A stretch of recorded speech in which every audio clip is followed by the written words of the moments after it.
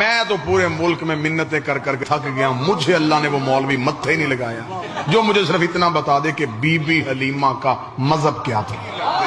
اتنے سوالوں کے جواب ہم نے 2 مہینے دیے نہیں۔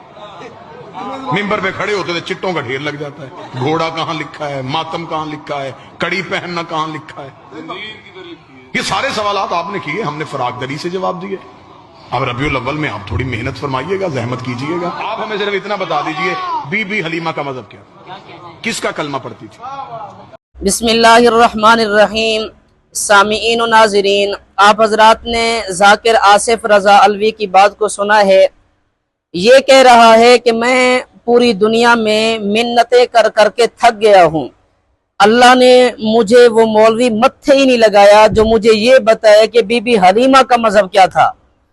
تو گزارش یہ ہے کہ حضرت وہ ملت ابراہیمی پر تھیں، بی بی حلیمہ وہ حضرت ابراہیم علیہ السلام کی ملت پر تھیں۔ بتا دیجئے بی بی حلیمہ کا مذہب کیا تھا، کس کا کلمہ پڑھتی تھی؟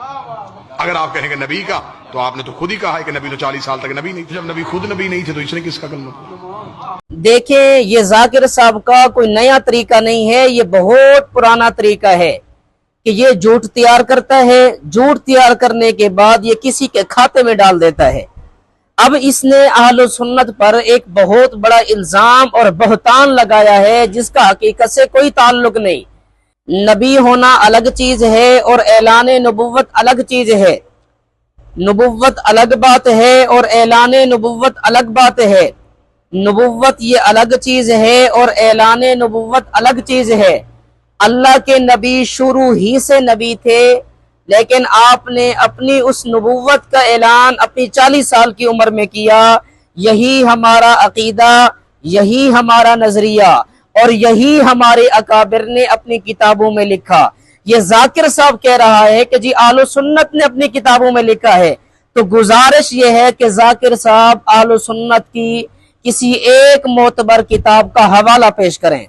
ذاکر صاحب نے آخر میں ایک مایا ناز مغالطہ پیش کیا ہے، وہ بھی آپ ایک بار حضرت کی زبانی ملاحظہ فرمائیں۔ کس کا کلمہ پڑھا؟ اگر آپ کہیں اس نے نبی کا کلمہ نہیں پڑھا تو پھر بھی نبی کو دودھ پلا دیا، تو پھر میں فوراً قرآن کی آیت مولوی کے گلے میں پھندا بنا کے ڈال دوں گا۔ اللہ قرآن میں کہتا ہے وَحَرَّمْنَا عَلَيْهِ الْمَرَاضِعَ، ہم نے حرام کر دیا تھا دائیوں کا دودھ موسیٰ پہ۔ شرم کر، موسیٰ نوکر ہے، یہ سردار ہے، موسیٰ رعیت ہے، یہ آقا۔ حضرت موسیٰ نے تو کسی دائی کا دودھ نہیں پیا۔ یہ تراشے گئے کردار تھے۔ دیکھیں حضرت قبلہ، اللہ پاک نے حضرت موسیٰ علیہ السلام پر جو ان کی دائیوں کا دودھ حرام کیا تھا، یہ ان کے کفر کی وجہ سے نہیں تھا، یہ ان کے کفر کی وجہ سے نہیں تھا، بلکہ اللہ پاک کی ایک تدبیر تھی۔ اللہ پاک اس تدبیر کے ذریعے سے حضرت موسیٰ علیہ السلام کو ان کی والدہ تک پہنچانا چاہتے تھے۔